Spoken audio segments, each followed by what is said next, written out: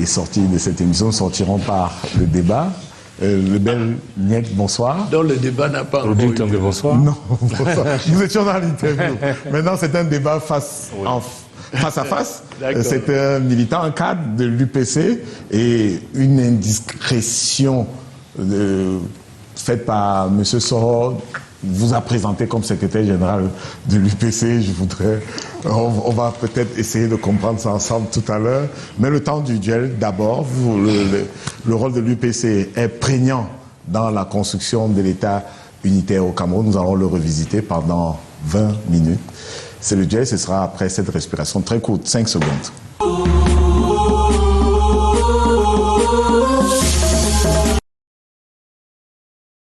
Vous avez la parole, vous avez plusieurs options. J'ai vu que vous preniez des notes au téléphone, j'ai vu que vous regardiez attentivement, écoutiez attentivement. Vous pouvez faire une observation globale sur la conduite, sur les propos tenus par notre invité vedette ce soir, ou alors rentrer avec des questions directement qui permettent de repréciser peut-être sa pensée.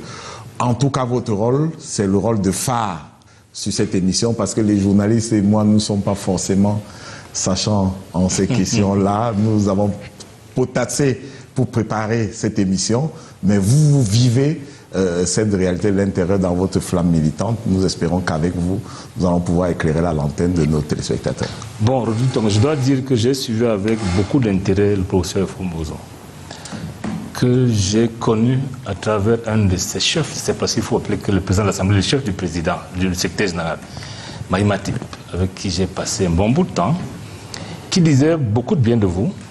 Merci. Il me disait en son temps qu'il ne savait pas quand vous étiez fâché. C'est vrai. Voilà. C'est vrai. Ça m'arrive rarement. Maintenant, je voudrais vous dire que j'ai observé que vous êtes très prudent comme historien. Mais lorsqu'on attaque des problèmes de politique partisane, vous prenez, vous donnez une position claire. Je vous entends parler de la décentralisation, vous êtes clair là-dessus, que c'est un processus de la réunification. Mais lorsqu'on vous pose une question précise, vous ne donnez pas votre point de vue, vous cachez derrière vos lectures, vous êtes suffisamment prudent. Je me pose la question, je vous ai écouté parler de la commission Ramandis, s'il faut appeler ainsi. En même temps, vous n'êtes pas d'accord, mais en même temps, vous ne voulez leur faire aucun reproche. Si. Je m'adresse maintenant au président de la Société camerounaise d'histoire. Tout à fait. Pendant que les Ramandis travaillent, vous faites quoi? Oh, très belle question. Nous travaillons. Nous travaillons. Visitez les départements d'histoire des universités.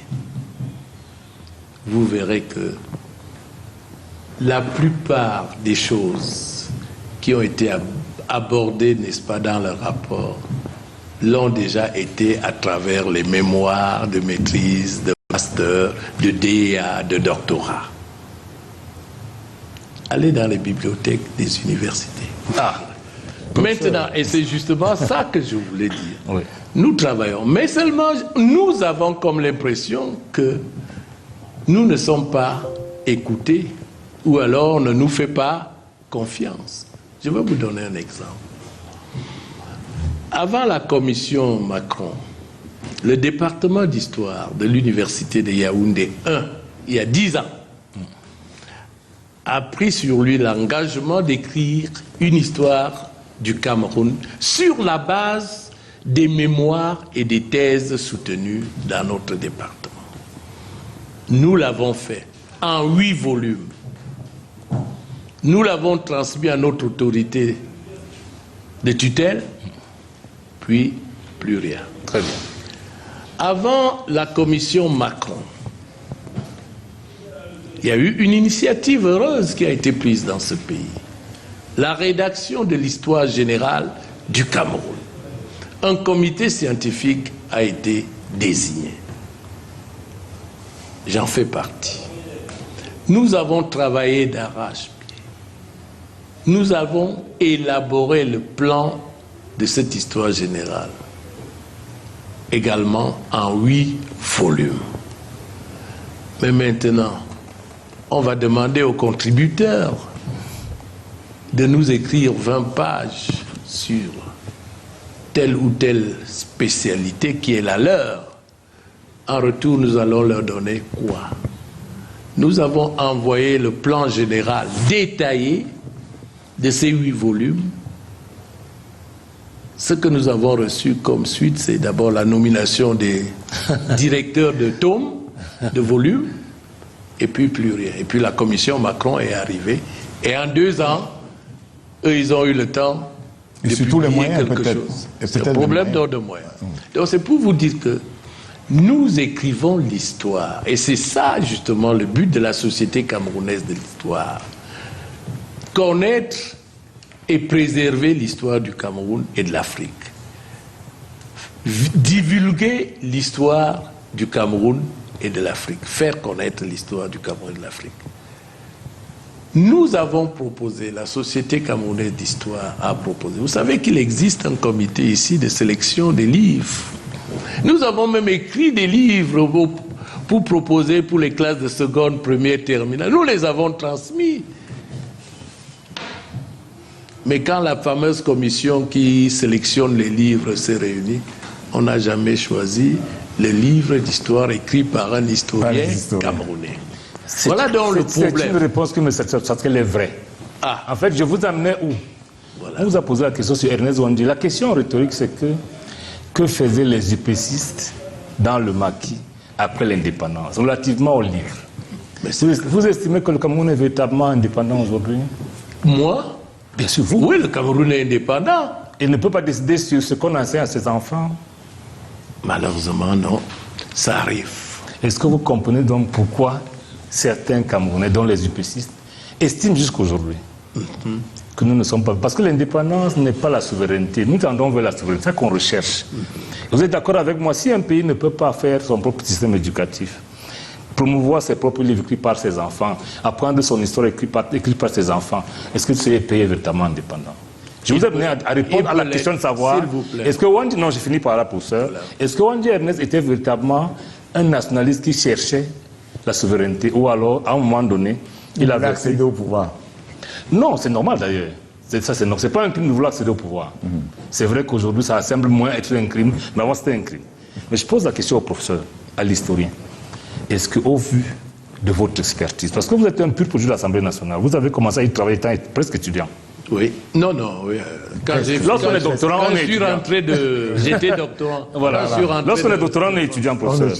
Vous êtes un pur produit de l'Assemblée nationale. C'est en réalité le siège où se discutent beaucoup de choses, même si rien ne s'y passe. Tout à fait. Au moins. Est-ce que dans votre posture d'historien, d'ancien cadre de l'Assemblée nationale, d'ancien secrétaire général de l'Assemblée nationale, d'ancien député? Non, j'ai eu d'élu RDPC. Est-ce que vous pouvez nous dire, avec votre point de vue, pas ce que les gens disent, qu'est-ce que vous pensez véritablement de la lutte nationaliste après l'indépendance factice du Cameroun? Mais je crois que je l'ai très bien situé ici. À la veille de l'indépendance, ce qu'il y a eu, à partir du moment où l'UPC a été banni en 1955, avec ses organes annexes, à partir du moment où le MANC, le Mouvement d'action nationale du Cameroun, qui a récupéré, parce que l'UPC étant dans la maquis, qui a décidé, lui, d'aller aux élections et qui est élu donc aux élections de décembre 1956 et janvier. Et va défendre donc les idéaux de l'UPC au sein de l'ALCAM. Donc vous voyez que déjà avant l'indépendance, il y avait le processus que j'ai décrit il y a quelque temps, officiel, pour nous conduire à la déclaration de l'indépendance du 1er janvier 1960, et à l'autre côté, qui trouvait que cette indépendance était fictive, parce que effectivement, les vrais nationalistes, on ne leur a pas permis, n'est-ce pas, de se présenter aux élections de 56-57. Il y avait donc deux de ces courants. Mais maintenant, l'histoire, je ne peux pas rejeter les faits, ils sont têtus. L'histoire nous apprend qu'on est devenu indépendant le 1er janvier 1960. Ça, c'est ce que l'histoire nous apprend. Vous pensez quoi? Pas l'histoire, c'est de fait. Proclamer place de l'indépendance. Vous voulez que je vous apprenne, quoi d'autre? Non, non. En dehors du fait que, si je reprends le processus, le statut du Cameroun, pour aller vite, est voté en 1957, 16 avril 1957. Ce statut permet d'avoir un gouvernement présidé par un Premier ministre, nommé par le haut-commissaire, mais investi par l'Assemblée légiférante. Et en deuxième position, ce statut nous permet d'avoir une Assemblée législative qui légifère. Et il a légiféré. Et ce sur quoi il a légiféré existe encore aujourd'hui. Quand vous chantez l'hymne national, c'est le 25 octobre 1957 que l'ALCAM a adopté. Quand vous parlez, n'est-ce pas, du drapeau vert, rouge, jaune, c'était le 25 octobre 1957, c'était avant l'indépendance. Donc, vous voulez que j'ignore ces faits-là? Vous voulez que j'ignore que c'est cet ALCAM qui va voter en 1958 deux résolutions demandant aux Nations Unies d'accorder l'indépendance du Cameroun en 1960. Vous voulez que je dise quoi? Quand les Nations Unies se réunissent de novembre 1958 à mars 1959 et votent la résolution 1349 qui accepte l'indépendance du Cameroun et renvoie les élections à plus tard, contrairement à ce que certains Camerounais, le manque du PC voulait, c'est-à-dire qu'il y ait une assemblée constitutive au départ, une loi électorale, une amnistie générale, inconditionnelle, et ensuite enfin les élections. Tout à fait. Alors vous voulez donc, je ne peux que me limiter à ça, je ne peux pas inventer. Voilà donc ce qui s'est passé officiellement. Oui. Mais je sais par ailleurs, en lisant mes archives, en lisant la littérature, n'est-ce pas, de l'UPC, que l'UPC, pour n'avoir pas été amnistié, pour n'avoir pas participé aux élections de 56-57, l'UPC a estimé pour elle que l'indépendance donnée était une indépendance octroyée. C'est son résultat. Donc, après l'indépendance, les ONG vont continuer la lutte. Parce que pour eux, l'indépendance accordée le 1er janvier n'est pas une indépendance réelle. Professeur, je vous ai pris par là où vous êtes très faible. Le livre scolaire. Ouais. Vous avez dit ici que la Société nationale d'histoire fait son travail. Oui. Mais elle soumet des propositions. À qui de droit? À qui de droit? Et vous n'avez que des nominations des directeurs de tomes. Voilà. Il n'y a pas de suite. Non, ça c'est pour la rédaction de l'histoire générale. Non, il n'y a pas de suite dans tous les cas. Mais en ce qui concerne les livres scolaires, on ne vous a donné aucun moyen pour pousser plus loin. Tout à fait. Il a suffi que le président Macron, moi j'ai le privilège de rencontrer le président Macron avant la création de cette commission. Moi j'ai été consulté. Même si nous n'avons pas été suivis, nous avons été consultés comme UPCistes. Tout à fait. Mais il a suffi que Macron crée une commission franco-camerounaise pour que le résultat de 2 ans de recherche, je peux même dire de copier-coller, soit compacté dans un document et que le président de la République le reçoive. Oui. Alors que vous, qui travaillez depuis des dizaines d'années, vous n'arrivez pas à faire avancer. Je pose encore la question. Oui. Lorsqu'un pays ne peut pas écrire son histoire, nous l'écrivons quand même. Elle s'arrête dans les amphis, elle s'arrête à l'université. Oui. Mais nous écrivons des livres. Elle s'arrête à l'université, reconnaissons-le. Vous l'avez dit, hein. Vous m'avez au département. Nous écrivons beaucoup. Vous m'avez demandé d'aller au département d'histoire. Oui. N'est-ce pas? Tout à fait. Je vous dis, lorsqu'un pays n'arrive pas à écrire ses livres, ses enfants étant très compétents, les livres camerounais, comme je dis, ils sont faits où? Ne répondez pas. Ça veut dire qu'on dépend encore en grande partie de l'autorité coloniale. Vous pouvez ne pas l'avouer, mais c'est les faits également. Vous êtes apparemment très attaché aux faits. C'est les faits. Si on regarde les livres qui sont au programme de nos enfants, tout à fait, ils sont pratiquement... Non, je suis d'accord avec vous là-dessus. Est-ce que c'est ça? C'est Nathan, c'est Dicef, c'est... Voilà, parce qu'en réalité, mais là, c'est le je refuse volontairement de faire le duel politique. Je vous entends le duel scientifique. Parce que politiquement, nous sommes clivés, nous tous. Vous êtes du RDPC, moi de l'UPC. Il sera difficile, si on ne se lève pas, de trouver des points de convergence. Moi, l'objectif que je poursuis, c'est que les Camerounais, quel que soit leur bord politique, arrivent à bâtir ensemble le Cameroun. Tout à fait. Mais il y a des constats, des marqueurs. Je vous ai dit, si on prend le livre, qu'on nous oblige à utiliser, est-ce que c'est l'indépendance? Non. Je partirai ailleurs. Lorsque vous voyez le tissu économique camerounais avant les indépendances, et vous le voyez, qu'est-ce que ça vous dit en tant qu'ancien secrétaire de l'Assemblée nationale? Bon, il y a eu la crise aussi. Non, avant la crise. Je dis fondamentalement. Oui. La crise est un choc, mais fondamentalement. Je voudrais saisir la balle au bon parce que tout à l'heure, je vous suggérais le retour peut-être au PWD, au fédéralisme. Est-ce que sur le tableau de bord économique, la période de fédéralisme n'était pas plus je veux dire quoi, plus riche pour les Camerounais, les citoyens camerounais, que la période après l'État unitaire? Enfin, je ne suis pas économiste pour faire des comparaisons dignes de ce nom, mais je voudrais tous quand même dire une chose. Lorsque vous parlez de la période fédérale, vous trouvez que c'était plus riche. Il y avait combien de citoyens camerounais à cette époque? C'est un problème de ratio. À peu près. Pour ça, c'est un problème de ratio. Lorsqu'on est 4 millions, voilà. Si on a 10 entreprises, c'est 10 entreprises pour 4 millions de Camerounais.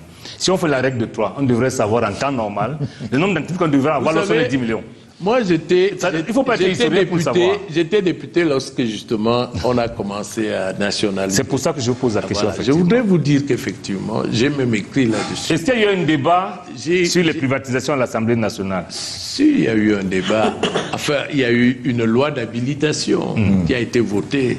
Et d'ailleurs, j'ai écrit un article là-dessus. J'ai dit, oui, l'Assemblée s'est lavé les mains en votant une loi d'habilitation. Et 10-20 ans après, elle n'a jamais posé la question de savoir quel est le résultat de la loi qu'elle a votée. Ça, j'ai écrit, je me rappelle, à un colloque à l'université de Douala, organisé par la faculté des sciences, d'économie et de gestion. J'ai fait un article là-dessus, c'est-à-dire montrer que on a donné les pleins pouvoirs, n'est-ce pas, au gouvernement pour, comment on appelait ça, la privatisation. Pour la privatisation. Mais l'Assemblée ne sait... Oh, ça relève du domaine de la loi. Mais la Constitution nous permet de voter des lois d'habilitation et donner au gouvernement la possibilité de légiférer à nos lieux et places, à charge pour le gouvernement de nous envoyer, n'est-ce pas, des lois de ratification. Tout à fait. Ça, c'est clair. Une deuxième question, professeur, si vous permettez. Est-ce que vous avez fait attention à l'origine des fonds qui ont permis d'acquérir pratiquement toutes les entreprises nationales du Cameroun? Au-delà du fait qu'on dit que c'est les Indiens, c'est les Arabes, les fonds venaient d'où? Je parle au secrétaire de l'Assemblée nationale. Acquérir? Au secrétaire de l'Assemblée nationale. Oui. Les fonds, les entreprises qui ont été privatisées, oui, l'ont été en réalité au bénéfice de quels fonds? Je ne sais pas de quel pays, quels fonds? Je vous aide un peu pour ça. Non, il y avait Lorsque la France veut investir au Cameroun, si la France n'est plus acceptée, on passe par les Chinois. Mais c'est les capitaux français. Je parle des capitaux qui ont permis de reprendre pratiquement tout le petit tissu industriel qu'Aïd avait laissé pour passer par de façon triviale. Par les régies, fait comme... Tout à fait. Ça a été repris par qui? Alors, j'avoue là mon impéritie. Par l'autorité coloniale, vous le savez, professeur. Moi, je vous comprends. J'avoue là mon impéritie, là, c'est pas mon domaine. Vous m'avez dit quelque chose ici. Hein. Vous avez dit que vous avez failli perdre votre poste parce que vous avez voulu savoir comment Maïma Type aurait ou non trahi son maître Oumio. Tout à fait. Vous avez un maître aujourd'hui, n'est-ce pas? Oui. Je peux vous comprendre. Je vous demanderai après. Maintenant, je vais venir à d'autres choses. Vous avez écouté, l'analyse des conséquences veut que le président Biya, Premier ministre en 71, non, il était quoi en 71? Secrétaire général. Président en 71, voilà, je voulais... agissant au nom du chef de l'État, a décidé de l'exécution de Wandi Ernest, entre autres.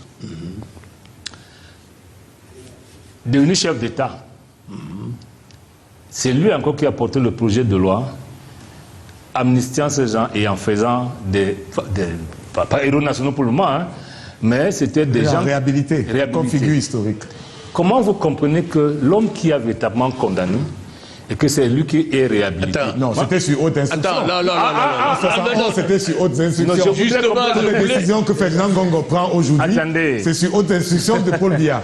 Rodrigue, Voilà. oui, je sais où je vais. Ouais. Jusqu'en 71, nous avons des conseillers français à la présidence de la République, vous le savez. Oui, non, mais je dis, le secrétaire C'est vrai. général Où est le problème? au Cameroun Non, prend j'ai des décisions sur décrit haute les instruction. faits. Je n'en trouve pas des Le, inconvénients. le secrétaire général n'était qu'un exécutant. Oui. Tout à fait. Ça veut donc dire que moi j'ai une partie d'une histoire, je ne dis pas de l'histoire, d'une histoire, qui dit qu'Aïdjo s'était lavé les mains. Parce que ce qui est vrai, il est acté, Oui. qu'Aïdjo avait pris contact avec Wadjenes, avait même accepté qu'il soit exilé. Comme il a fait pour Ndormo. Comme il l'a fait pour Ndogmo. Et c'est Biya qui a refusé. Non, c'est pas ce que j'ai Alors, dit. voilà. Qu'est-ce qui s'est passé pour que Wandi Ernest n'ait pas pu bénéficier de cette faveur, appelons-le ici, du président Aïdjo à l'époque? Qu'est-ce qui s'est passé? Qui était en réalité, parce qu'en réalité, c'est qu'on ne dit pas. Moi, je ne vois pas de différence entre Aïdjo et Biya. Ils sont arrivés 2 ans l'un après l'autre. Tout à fait. Donc, en réalité, les deux ont bâti le projet post-colonial que nous avons aujourd'hui. On ne peut pas le nier. Maintenant, est-ce que... D'ailleurs, le président Biya Alors, dit, vous voulez dire que nous qui avons était pu vaincre le derrière? maquis. je voulais qui était Vous derrière. pouvez m'apprendre aussi, hein, je ne connais pas tout. Ouais. Mais parce que apparemment, tout ce que vous évoquez, c'est des non-dits. Je suis d'accord que parfois l'histoire, il y a ce qu'on a dans les livres, ce qu'on a dans les archives. C'est pour ça que je vous donnais le principe du testis unus. Tout à fait. nullus. Donc, peut-être que vous avez vos sources. Non, lorsque Tonga vous a posé la même question que je vous pose. Hein. Vous avez estimé que la loi sur les archives ne permet pas qu'on déclassifie les archives pendant que certains acteurs Tout sont à fait, vivants. sont Moi, je vous vivants. ai cité un qui est vivant Tout à fait. et qui a pris 2 actes qui semblent contradictoires. Et j'ajoute... Dans quels actes? l'acte- L'acte, c'est le premier auto-estime. que vous évoquez, c'est pas lui, c'est par délégation, en tant que secrétaire général. Oui. Ça continue aujourd'hui. Lorsque le secrétaire général de la présidence je précise signe, que le ici, décret, au nom de la délégation de pouvoir qu'on lui a donné. tous les décrets qui ont donné la déclaration de signature au SG ont dit qu'ils discriminaient les actes à soumettre au chef de l'État. Oui, mais il agit. Ça veut dire qu'il aurait pu dire que je soumets cet acte au chef de l'État, il ne l'a pas fait. Peut-être par obéissance, mais à Et qui? si le chef de l'État lui a dit de signer, Ah bon, voilà, dans ces conditions, il assume entièrement. Vous avez dit ici que si je suis chef d'une milice ou chef d'un commandement militaire, Tout à fait. tous les actes commis sous mon commandement sont les miens. Je dois l'assumer. bien Qui sûr. était le commandant en chef? C'était Aïdjo. Non. Non, Sané il l'a donné. revient sur Oui, mais Rwandier. c'était le commandant en chef en 71. Parce que je voudrais qu'on comprenne pourquoi l'UPC continue encore. Parce que c'est pas fini sur Wandi Ernest. Hein. Nous continuons la bataille De l'indépendance réelle. de la souveraineté. Total. Parce que vous Total. trouvez que nous ne sommes pas Et suffisamment... vous, non, c'est vous qui l'avez prouvé. Vous ne pouvez pas avoir, on peut pas avoir nos livres. On peut avoir nos, c'est vous qui l'avez, c'est pas moi. Moi, j'utilise votre preuve, pas contre vous, parce que je ne suis pas ici pour vous défier. Tout à Je voudrais fait. faire parler la science au bénéfice de tous les téléspectateurs. Tout à fait. Voilà le problème. Donc, j'ai dit, vous avez démontré avec beaucoup d'aisance que le Cameroun n'est pas encore indépendant. L'indépendance commence par le fait de se soutenir sur ce que nos enfants doivent apprendre. Lorsqu'on ne peut pas le faire. Tout à fait. On ne peut pas gérer, on ne peut pas faire la monnaie, on ne peut pas faire le livre, on ne peut même pas décider de qui gère nos entreprises. On ne peut pas. On ne peut même pas demander à qui vendre nos produits. C'est la réalité également. Est-ce que le Cameroun est véritablement indépendant? Je demande l'avis de l'historien, pas de l'homme politique. Parce que l'homme politique va me dire certainement, Oui, le Cameroun est indépendant. malgré tous ces couacs. S'il vous plaît, il est indépendant. Et vous l'avez indiqué. Et je Vous avez l'ai indiqué pourquoi. il est indépendant. Maintenant, ce que vous dites participe justement des relations que ce Cameroun peut avoir avec l'ancienne métropole. C'est tout à fait normal. Moi, je ne pense pas que cela devrait mettre en cause l'indépendance du Cameroun. Pas du tout. Pas du tout. C'est pas du tout. Vous parlez, je suis d'accord avec vous quand vous dites que nous n'avons pas la maîtrise, par exemple, des livres au programme pour nos enfants. Bon. Au profit de qui? Parce qu'il faut le dire également. Mais moi, je mets ça dans le compte, n'est-ce pas, du business. Parce que le contenu est camerounais.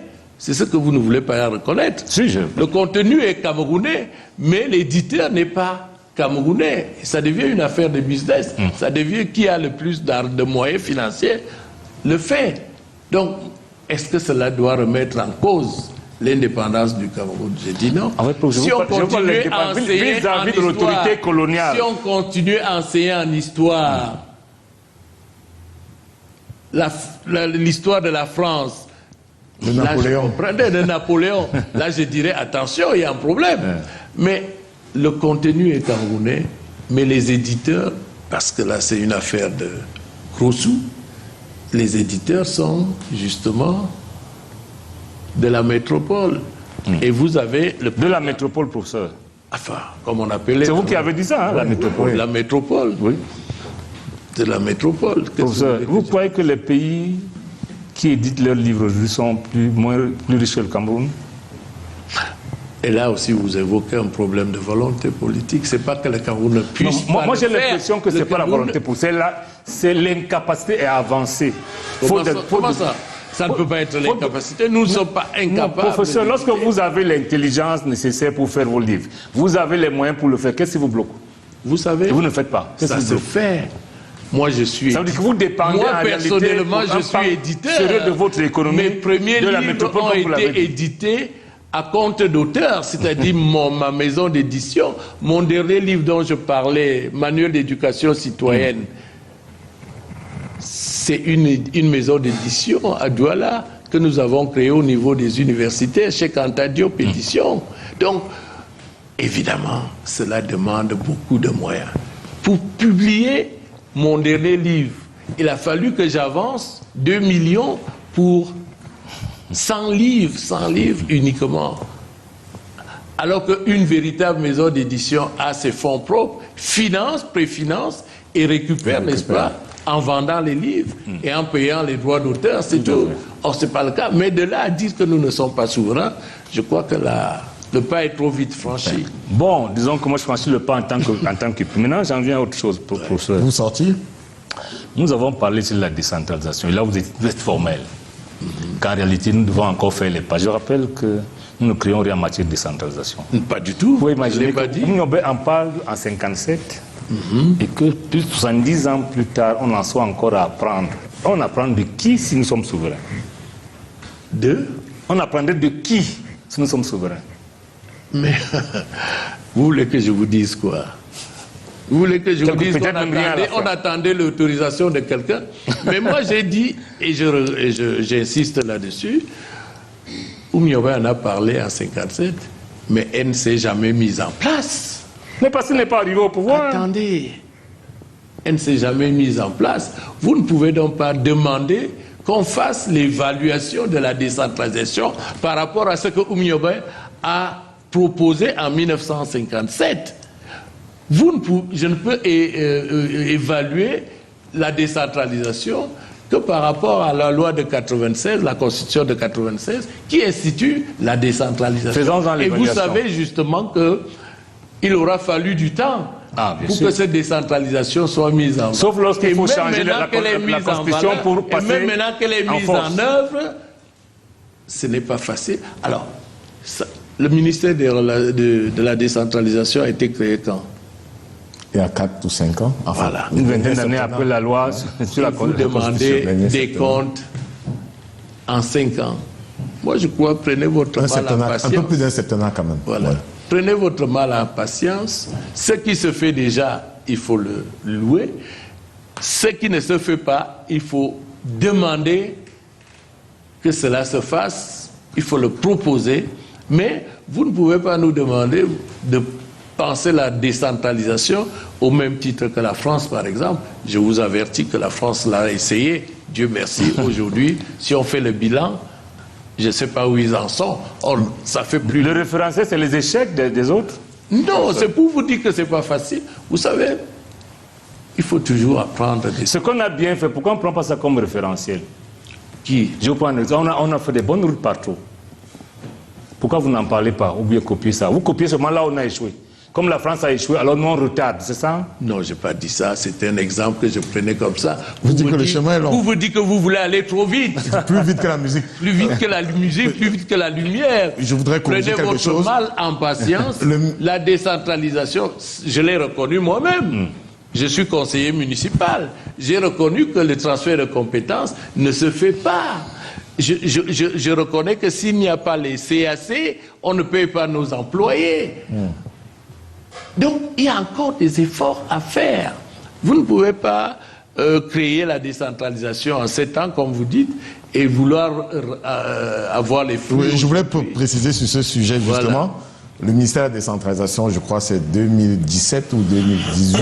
Mais en tout cas, le ministère de la décentralisation existait au ministère de l'administration territoriale. Tout à fait. Depuis des années déjà, je crois, dès la nomination du ministre Marafa au MINAT, c'était ministère de l'administration territoriale et de la décentralisation. Voilà. Donc l'excuse là me semble non, facile. Vous ne pouvez pas me dire ça. Moi, je ne peux pas non plus accepter qu'en 10 ans, vous vouliez que les... Je voudrais vous poser une question personnelle. Ce n'est pas possible. Lorsque vous avez été secrétaire général pendant aussi longtemps que vous l'avez été, que vous avez géré entre guillemets les... Non, j'ai été secrétaire général 4 ans et demi. Oh, c'est beaucoup. C'est un record sous Cavaille quand même. Voilà. Oui. J'ai été le premier secrétaire général à être chassé par le président. Mais je lui ai dit 4 ans, c'est un record avec lui quand même. Mais vous avez géré les députés, on peut le dire. Vous avez dit chassé. Oui, c'est vrai. Ce qu'il dit est vrai. Chassé. Oui. Bon. Lorsque vous avez géré les députés. Tout à fait. Parce que quand gère les députés, qu'est-ce que ça vous fait de regarder ça de loin aujourd'hui? Vous savez, personnellement, je ne souhaiterais pas quitter le Parlement. J'adore le Parlement, j'adore le débat contradictoire. Il y a l'université et le Parlement. Donc, malheureusement, comme je le disais à mes collègues lorsque je suis devenu député en 1997-2002, j'ai eu la chance d'être le secrétaire général de la transition politique au Cameroun. J'ai des choses à dire. Et j'ai eu la chance... Évidemment, quand vous voulez parler plus vite que la lumière, d'être secrétaire général de la dernière assemblée monolithique. Oui, oui. Et je disais à mes confrères... Les lois, la session des libertés. La fameuse session des libertés. Et je disais à mes collègues députés 97-2002 qu'il n'y avait pas de comparaison entre l'Assemblée monolithique et nous en matière de débat contradictoire. Pourtant, ces gens étaient élus sur une liste unique. Mais ils travaillaient pour le bien du Cameroun.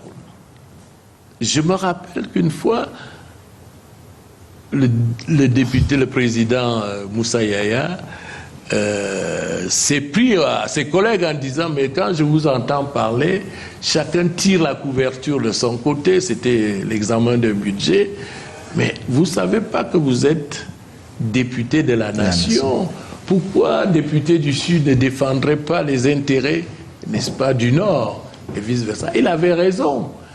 Donc aujourd'hui, je dois dire que je suis de loin ce qui se passe, parce que je reste quand même, c'est mon domaine de recherche par excellence, mais je dis que, d'abord, quand vous voyez le nombre de lois examinées au cours d'une session, généralement, aujourd'hui, je note que c'est surtout des lois de ratification.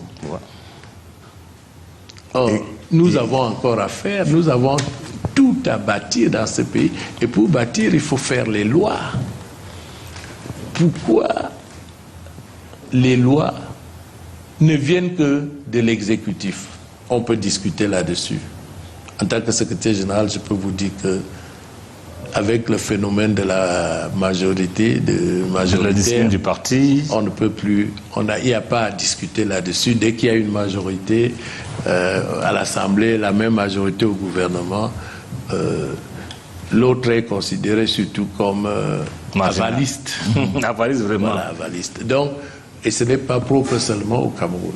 C'est des choses que, en tant que membre de l'association des secrétaires généraux des parlements, nous avons eu à étudier de fond en comble comme experts. Donc, pour vous dire effectivement que je ne peux pas vous parler de l'Assemblée d'aujourd'hui en profondeur. Je suis à travers les journaux, je suis à travers la radio, ce qui s'y passe, mais je fais quand même un constat, c'est que lorsqu'à une session comme celle des libertés, on a eu 30 projets de loi à examiner en 30 jours, il faut le faire.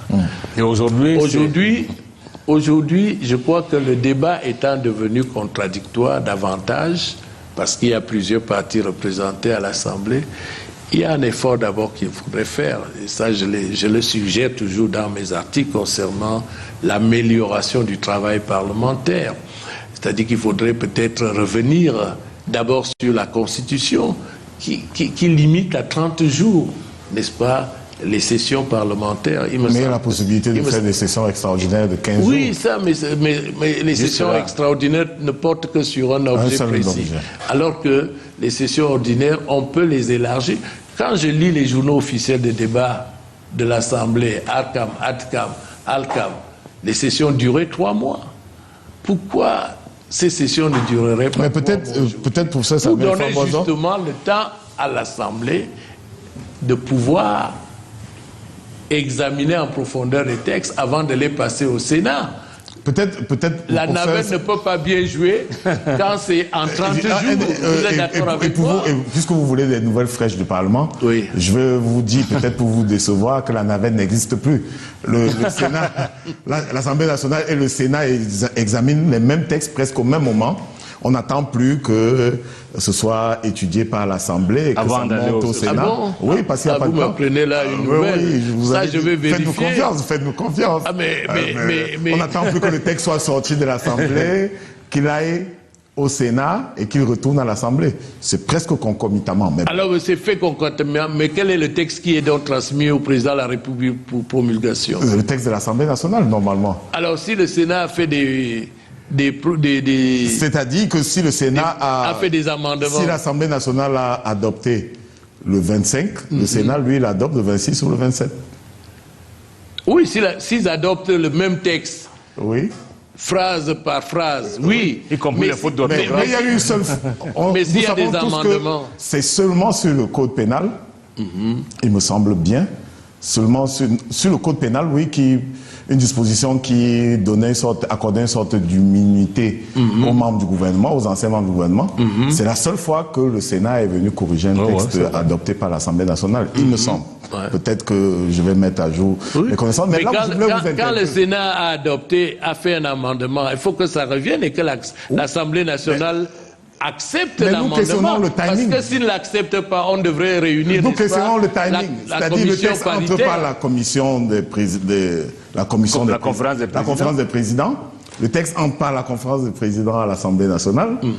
Il est annoncé en plénière, puis envoyé en commission. Mais généralement, quand le texte est en commission, il est déjà présenté à la conférence des présidents du Sénat. C'est ce que je dis. Alors que on devrait attendre la fin du processus à la Chambre basse. Non. Il peut bien commencer aussi par le Sénat. Oui, il peut bien commencer par le Sénat. Le débat peut commencer par le Sénat. Oui. Ah, ok. L'une des chambres peut être saisie. Mais les deux concomitamment, non. C'est-à-dire que si le Sénat a été saisi, le premier pour examiner un projet de loi, il examine et il envoie donc à l'Assemblée. Ce que je dis, c'est que pendant que le texte est en commission, il est aussi en commission au Sénat.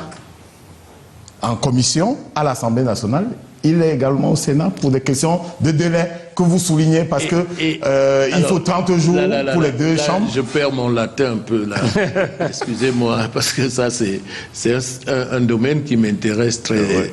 Alors, je crois que le texte est clair.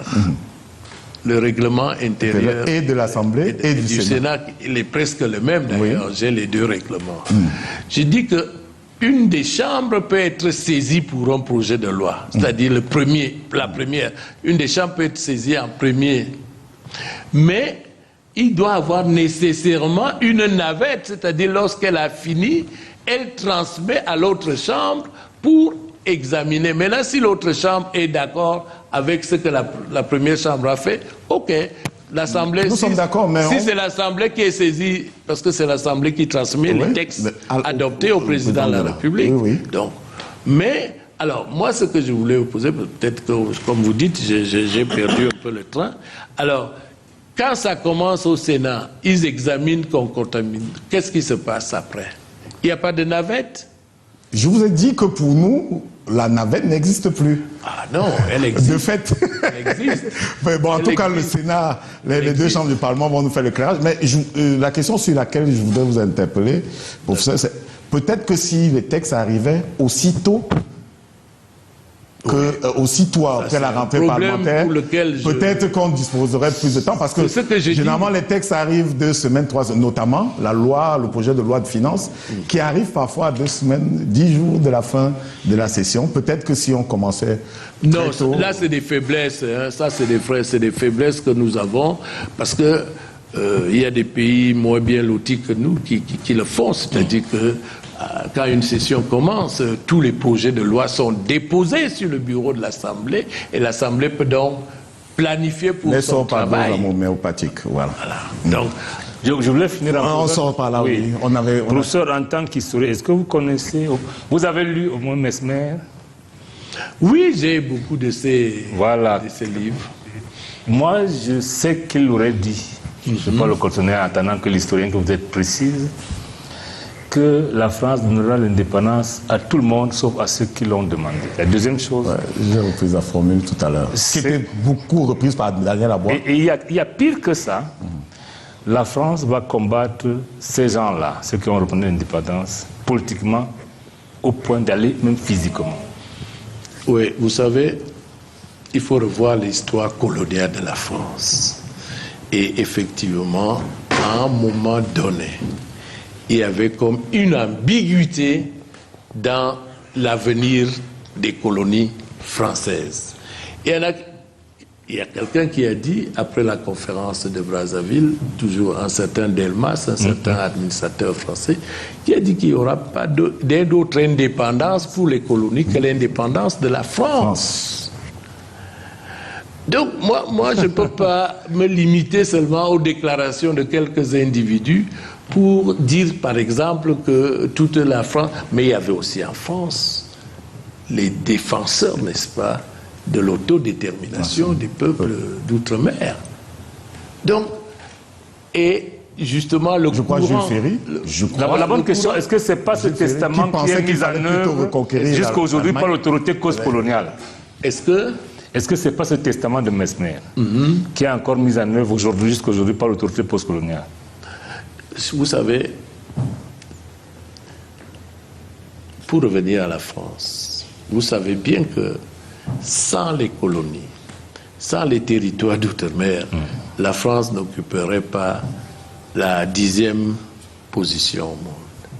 C'est une question de vie, une question de survie.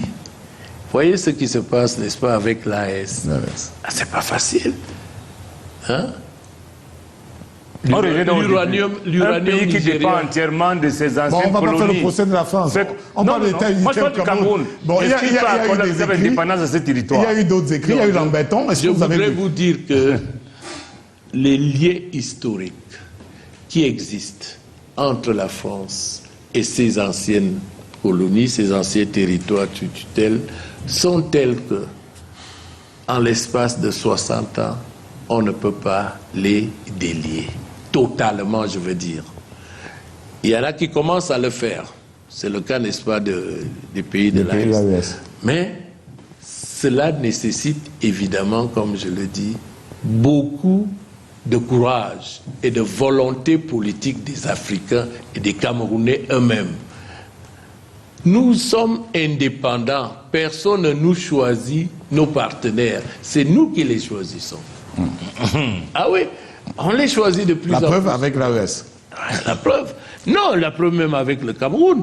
Alors, je voudrais vous dire que si le Cameroun n'était pas libre de choisir ses partenaires, il y a longtemps qu'il aurait été ravalé, n'est-ce pas, au titre de pays. Alors, le bel Nieka a évoqué les écrits de Mesmer, il y a les écrits de Lamberton. Ouais, alors oui, le petit soldat. Plus grave encore. Oui, mais ça, c'était des colons, c'était des administrateurs coloniaux. Ils vivaient de ça. Vous voudriez bien qu'ils disent quoi? Vous voulez qu'ils écrivent quoi? Ils ne pouvaient écrire que ça, c'est-à-dire le rayonnement de la grande France sur des territoires où on devait apprendre tout.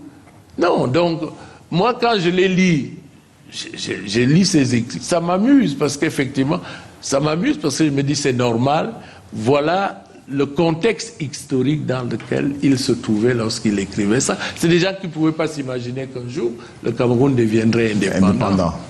Merci, le bel Niek d'être passé par ici. On se retrouvera certainement bientôt pour les joutes à venir. Absolument. Les joutes à venir au sein de l'UPC. Non, pas au sein de l'UPC. Pas au sein de l'UPC. Les joutes vont être aussi entre l'UPC et les autres partis qui seront nos concurrents. Mais il faut déjà une unification au sein de l'UPC pour présenter un seul candidat. Ça a été fait cet après-midi. Oui. Moi, j'ai lu il n'y a pas longtemps qu'il y avait déjà eu unification. Donc c'est cet après-midi seulement. Non, le candidat de l'UPC a été présenté au public cet après-midi, avant le programme de l'UPC. Ah bon. La preuve, je vous ai lu, vous dites qu'il y a un candidat déclaré, et moi je parle du candidat que nous avons investi. C'est pas le même alors. Il s'agit de qui? Il faut compléter. C'est pas le même. Yamtimba Dominique. Ok. Et nous parlerons effectivement très prochainement, si vous le voulez bien, de cette candidature, mais également et surtout du programme que l'UPC propose au peuple camerounais. Merci le bel Niek, le rendez-vous est pris. Nous allons certainement l'organiser. Nous sortons donc de cette émission, professeur Effoua Boison, puisque vous évoquez votre séjour à l'Assemblée nationale en tant d'abord administratif, puis législateur. Qu'est-ce que ça vous a fait de voir que notre nouveau palais de verre est bâti par des Chinois et qu'il a été baptisé Palais de verre Paul Biya? Est-ce que voilà, ne faut pas priser les autres? Vous me posez là une question à laquelle je n'aimerais pas répondre parce que pour des convenances tout à fait personnelles. J'ai été désigné, c'est-à-dire sélectionné par l'Union interparlementaire comme expert consultant de cet organisme mondial des parlements. Et lorsque j'étais secrétaire général, lorsque nous menions des enquêtes sur un sujet parlementaire, nous envoyions, n'est-ce pas, des questionnaires à tous les parlements du monde. Si bien que quand j'ai écrit mon livre sur le contrôle parlementaire, c'est sur la base des réponses qui me sont venues de 110 députés, de 110 parlements, autant pour moi. Alors, lorsque l'Union interparlementaire me commettait pour aller évaluer les besoins d'un parlement qui sollicitait de l'aide, on me disait tout, sauf ne pas accepter les besoins en bâtiment. Parce que l'Union interparlementaire estimait que un pays souverain doit bâtir son assemblée nationale. Parce que c'est une question de souveraineté.